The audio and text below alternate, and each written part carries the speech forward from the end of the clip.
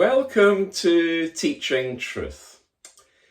Paris, the capital city of France, does not have the best of reputations when it comes to the courtesy of its drivers.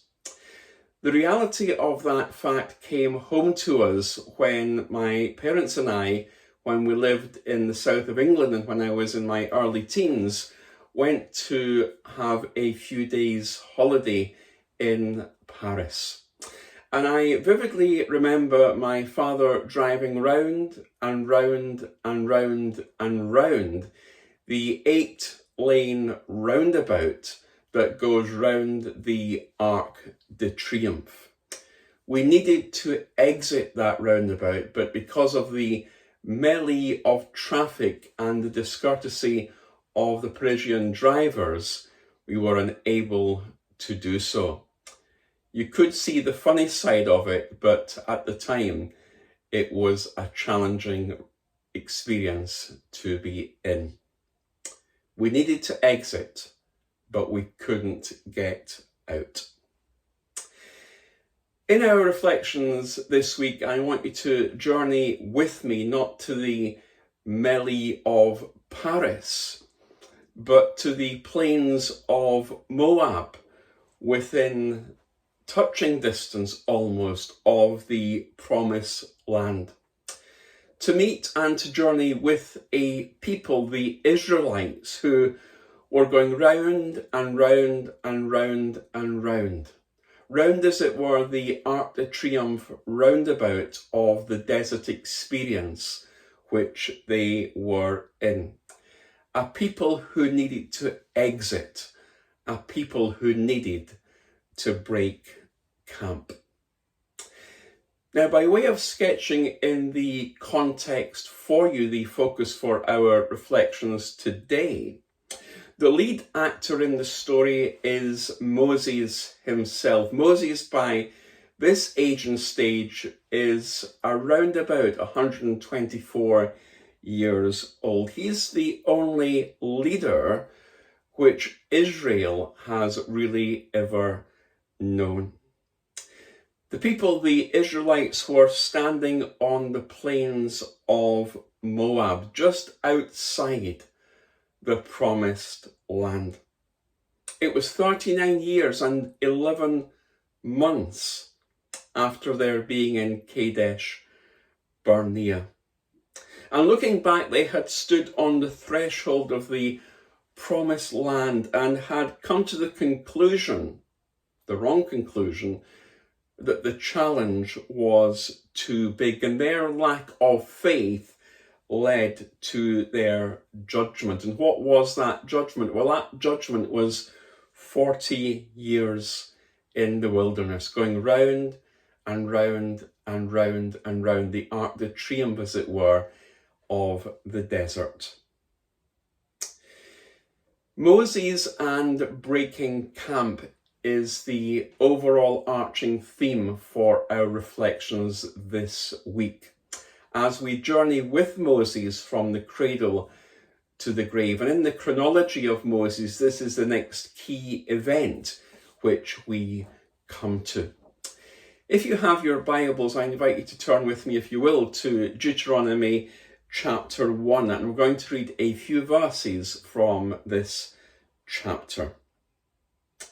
These are the words Moses spoke to all Israel in the desert east of the Jordan, that is, in the Arabah, opposite Suf, between Paran and Tophel, Laban, Hazeroth, and Diazab. It takes 11 days to go from Horeb to Kadesh Barnea by the Mount Seir road.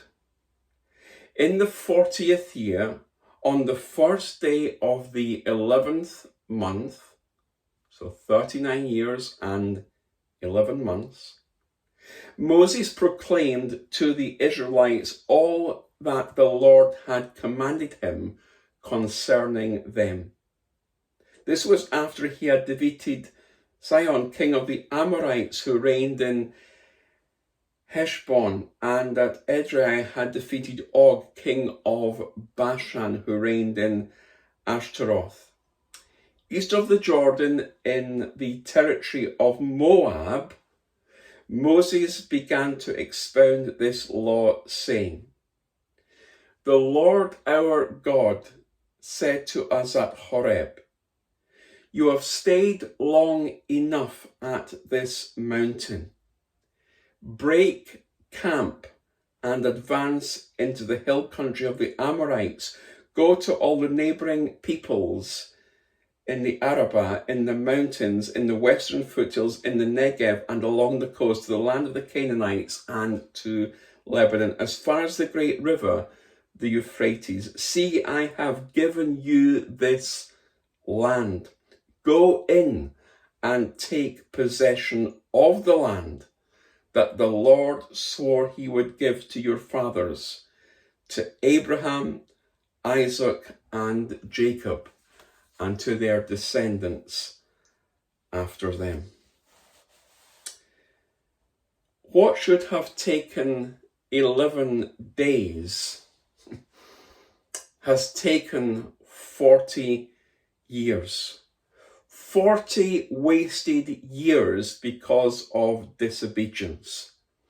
And disobedience to God has caused the life of the Israelites to take a much more difficult path. This is coming at the end of their time in the wilderness. They've returned to the border of Canaan after 39 years and 11 months. And so often we can go round and round and round and round, as it were, the Arc de Triomphe of experiencing our lives. So often our disobedience can cost us time, can cost us that relationship with the Lord, can put us on a much more difficult path. And we can do that to ourselves, as the Israelites did it to themselves, as it were, as we and as they disobeyed the Lord. But then Moses highlights the fact that God is going to fulfill his promise. God is going to fulfill his promise. Go in and take possession of the land the Lord swore he would give to your fathers, to Abraham, Isaac, and Jacob, and to their descendants after him. See, God's promise was even bigger than what they were presently experiencing. Even through the wilderness experience, God was still keeping his promise. The wilderness experience was a journey full of tests and trials. There was nothing easy about going through the wilderness. But God had been faithful, and God was still keeping his promises. And God is telling them now to go in and to take the land.